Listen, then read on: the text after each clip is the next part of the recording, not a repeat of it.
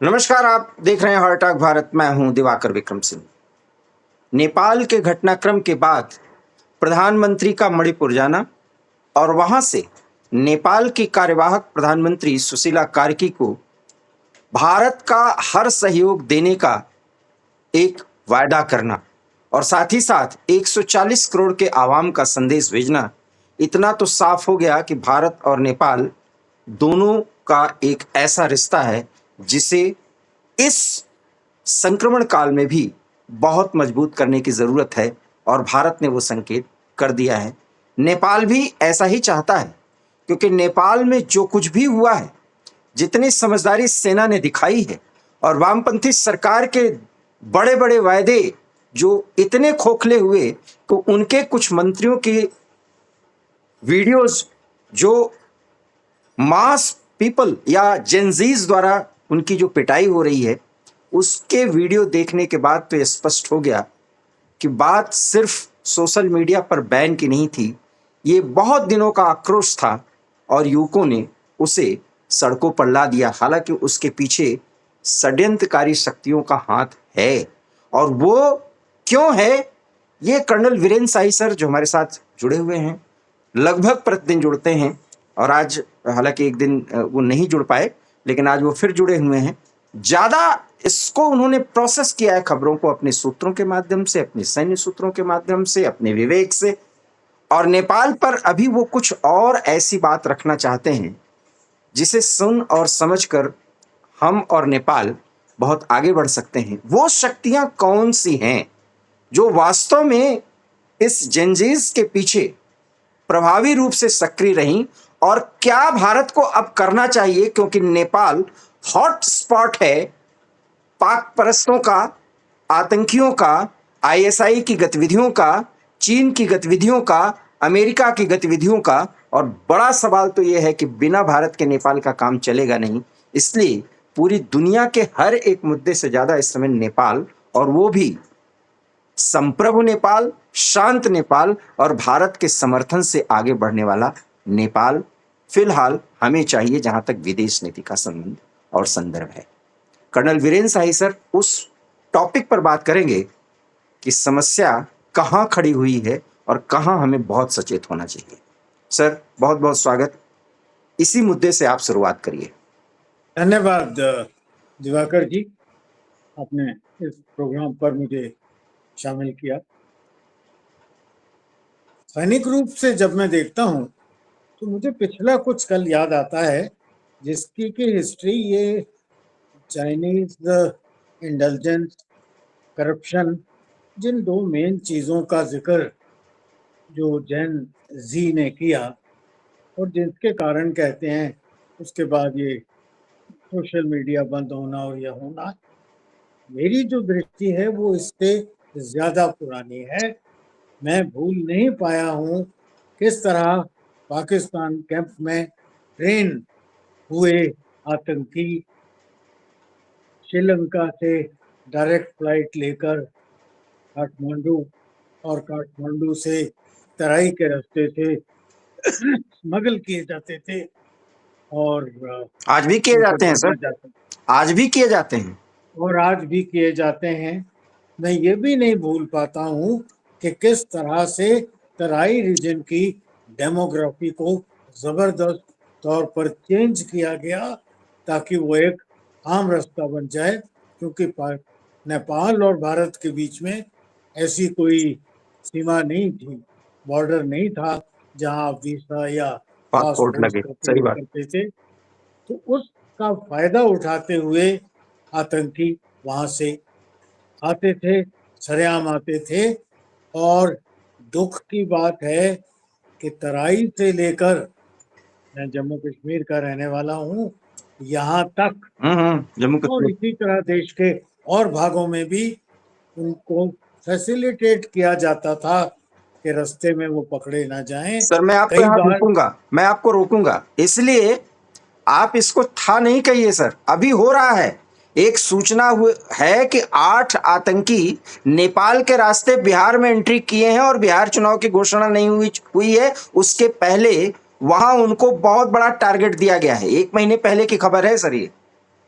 आप सही कह रहे हैं दिवाकर जी। जी मैंने था का प्रयोग उस बात के लिए किया जो मैं कहना चाहता जी था, जी जी जी और जी। वो ये थी कि जे.एंड.के की उस समय की सरकार उनको फैसिलिटेट करती सही थी। बात, सही बात, सही। 2-3 वाकये ऐसे भी हुए हैं जब वो पकड़े गए हैं, हम्म। और हमारे जे.एंड.के की इलेक्टेड गवर्नमेंट के चीफ मिनिस्टर ने राब्ता किया जी जी। यूपी में, ताकि उनको वहां से सेफली जे.एंड.के तक आने दिया जाए। हम्म। और ये वही लोग हैं जिनको कि एमनेस्टी दिया गया, मेन स्ट्रीम में डालने का एक प्रभाव जी।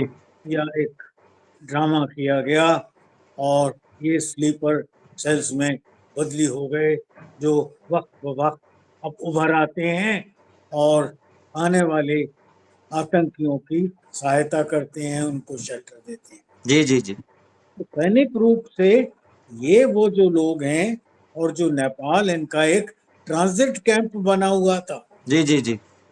मेरी दृष्टि उस पर भी है। और भारत का जो इंटरेस्ट था इस सब में, कि ये वही ट्रांजिट कैंप वाले आईएसआई के एजेंट्स, बांग्लादेशी, रोहिंग्यास और आतंकवादियों को जो सहारा देते थे, यही वो लोग हैं जिनके पास हथियार भी पाए गए, और जिन्होंने इस स्टूडेंट या जेन जी के हम्म। जो आंदोलन को एक भयानक वायलेंट रूप दिया, हम्म। और कत्लेआम पर आए, और किसी की औरत जला दी, बीवी जला दी, मकान तोड़ दिए, कोर्ट जला दिया, जेल तोड़ दिया। अब जैन जी को जेल के कैदियों से क्या लेना सही था, बात, सही बात। पर कैदियों को फ्री किया गया। तो ये जो एलिमेंट्स थे, गैर कानूनी एलिमेंट्स थे, कोर्ट जलाए गए ताकि केसेस खत्म हो जाएं, हम्म। पार्लियामेंट जलाई गई क्योंकि नॉन कम्युनिस्ट या नॉन चाइनीज जो वहां इन्फ्लुएंस था, उसको तबाह किया जाए। हम्म। तो इन सब को देखते हुए भारतीय सेना का या भारत वर्ष का ऐसा देश हमारा इंटरेस्ट वहां जरूर था। और अब ये कुछ रिलीविंग बात लगती है कि अगर वहां जिस तरह से मैडम सुशीला कार्की का शुरू हुआ है टेम्पररी कार्यवाहक प्रधानमंत्री या कार्यवाहक संचालक के रूप में, ये जब इलेक्शन हो जाएंगे उसके बाद एक परमानेंट रूप ले ले, और हो सकता है कि उनके राज प्रमुख या एक नॉमिनल हेड पुराने पुराला परिवार से आ जाएं, और पावर इलेक्टेड प्राइम मिनिस्टर के पास रहे, जैसा इंग्लैंड में आज तक होता है, हम्म। जैसा नेपाल में भी होता आया। फर्क वो होगा कि नेपाल में इलेक्टेड प्रतिनिधियों के पास इतनी ज्यादा पावर नहीं थी, तो शायद अब नए रूप में आएंगी, जिसके लिए उनका नया संविधान भी रचा जा रहा है। और जस्टिस कार्की के होते हुए मैं समझता हूँ ये जो संविधान की रचना है, बड़े हम्म। नैतिक और सोच विचार से की जाएगी। सर एक सवाल है, आपने बहुत महत्वपूर्ण बात कही कि जेल से क्यों छुड़ाना, क्योंकि ये जंजीज अब अपने देश में जो उन्होंने गंदगी की, तोड़फोड़ की, खुद बाहर आकर के वॉलंटियर्स के रूप में साफ सफाई भी कर रहे हैं, आर्मी के पर्सनल से वो हाथ मिलाते हुए देखे जा रहे हैं। अब आप देखिए एक पुलिस डीएसपी की हत्या, हालांकि उसने गोली चलाने का आदेश दिया था, जिस तरह से पिटाई, मतलब ये एक अराजकता की जो अतिवादिता वहां पर दिखाई पड़ी, उसमें जिंजीज वहां तक, हालांकि वो बहुत सर नियंत्रित नहीं थे, माइंडसेट उनका जो था वो नियंत्रित नहीं था, और इसलिए ये सब हो सकता था, लेकिन इसका फायदा उठाया गया। एक बात सर शायद आप भूल रहे हैं, जिसका जिक्र आप कर भी रहे थे बातचीत में के दौरान, वो ये था कि पशुपतिनाथ मंदिर में एंट्री करने का जो इन लोगों ने, क्योंकि ये मैं बहुत स्पष्ट कर दूं सर, मेरा अपना मानना है कि जंजीज का जो लगाव है वो हिंदू हिंदुत्व सनातन से बहुत ज्यादा है। सड़कों पर गणपति बप्पा मोरिया का डांस भी वो सब कर रहे थे।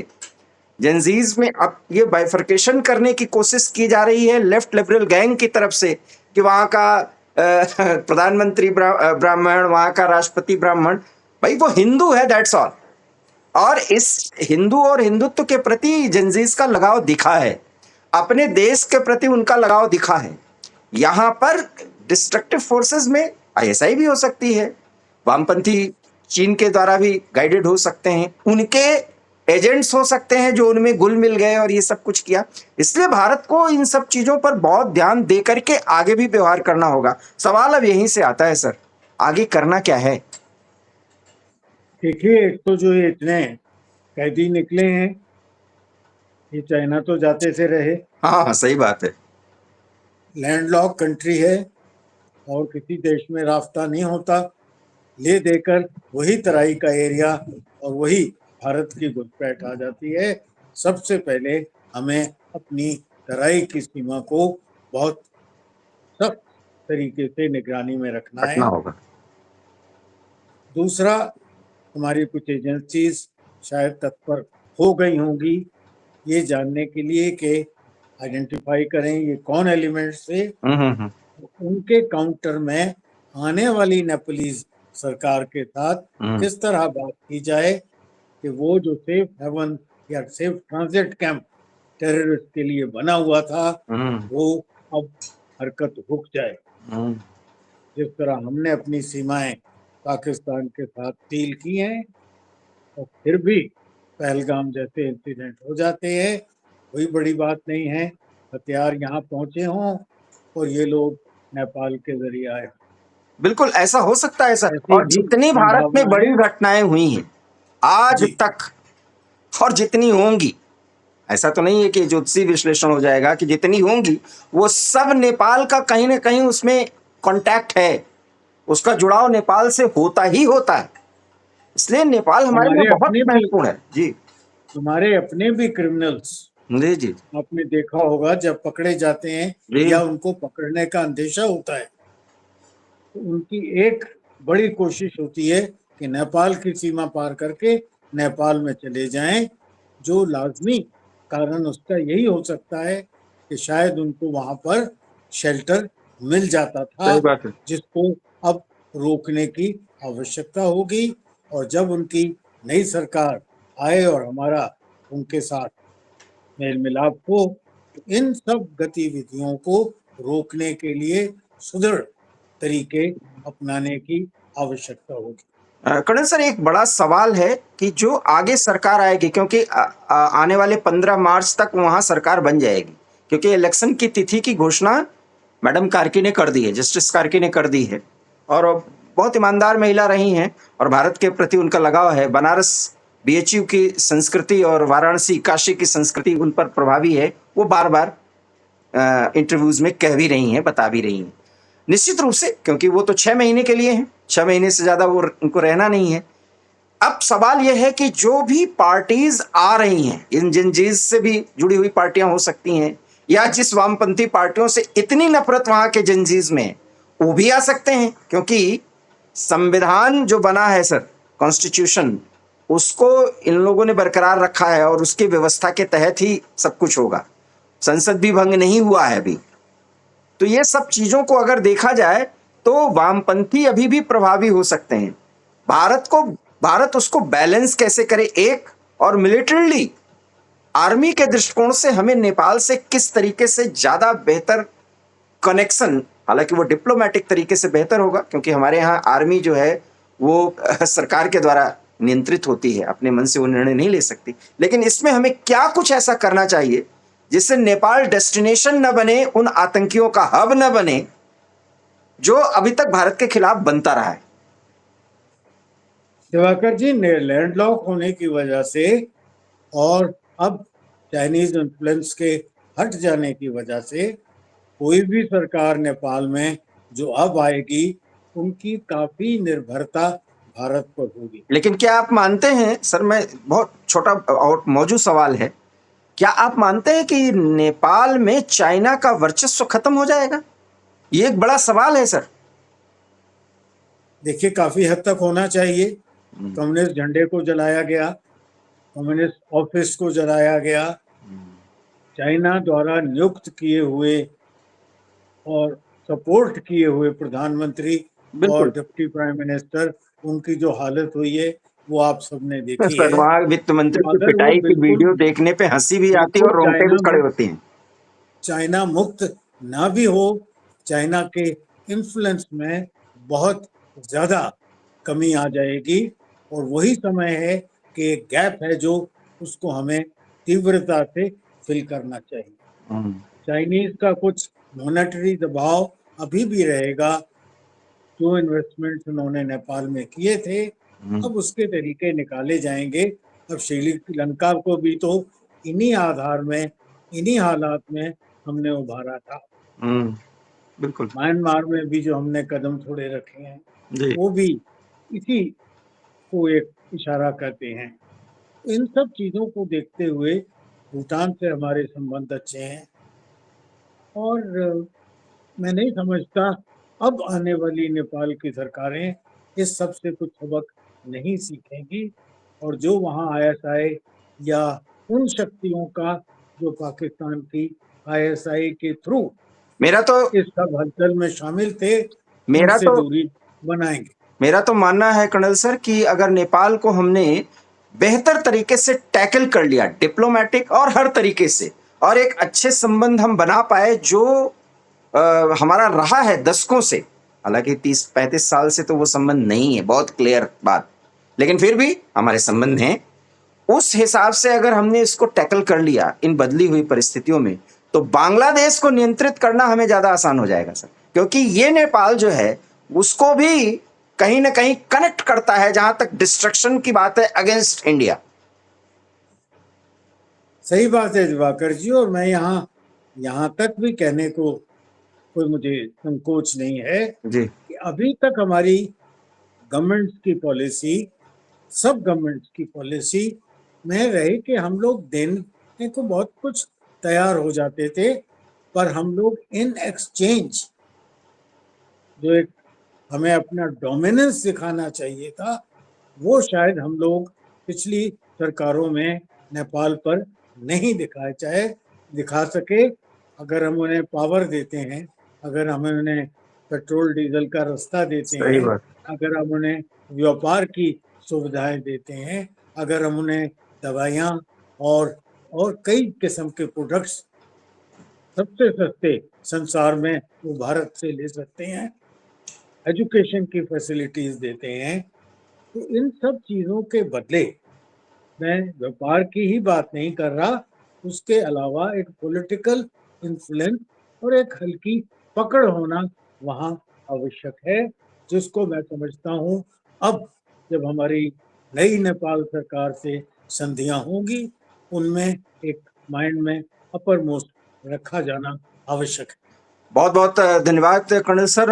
इस विमर्श को हम आगे भी बढ़ाते रहेंगे, क्योंकि अभी बहुत से ऐसे मुद्दे हैं, क्योंकि रोहिंग्या और बांग्लादेशी नेपाल में भी बहुत प्रभावी हैं। वो भी तराई बेल्ट से वो ज़्यादातर जुड़ते हैं, अनधिकृत तरीके से वहाँ बसे हुए हैं, उनकी गतिविधियाँ चल रही हैं, कुछ तो वहाँ के नागरिक भी बन चुके हैं, और वहाँ के संसद से लेकर के अन्य संस्थाओं में भी गैर कानूनी तरीके से आए हुए लोग जो वहाँ के नागरिक बन चुके हैं, उनका इन्फ्लुएंस बहुत बढ़ चुका है। इस पर भी हम एक अलग से वीडियो बनाएंगे, लेकिन इतना ज़रूर है कि भारत को बहुत ही सख्ती के साथ अभी इन सब मुद्दों को देखना होगा, और नेपाल को बहुत ही प्रेम के साथ अपने आप से जोड़ना होगा, क्योंकि अभी पाकिस्तान और चीन की गलवहियां अगर बनी रहीं कम से कम इंडिया को इस स्तर से परेशान करने के लिए, तो नेपाल का वो प्रयोग कर सकता है। इसलिए नेपाल हमारे लिए बहुत महत्वपूर्ण है। आपका बहुत बहुत धन्यवाद। अगर ये वीडियो पसंद आया हो तो प्लीज़ से लाइक कीजिएगा, शेयर कीजिएगा, और हमारे चैनल हार्ट टॉक भारत को अगर आपने सब्सक्राइब न किया हो तो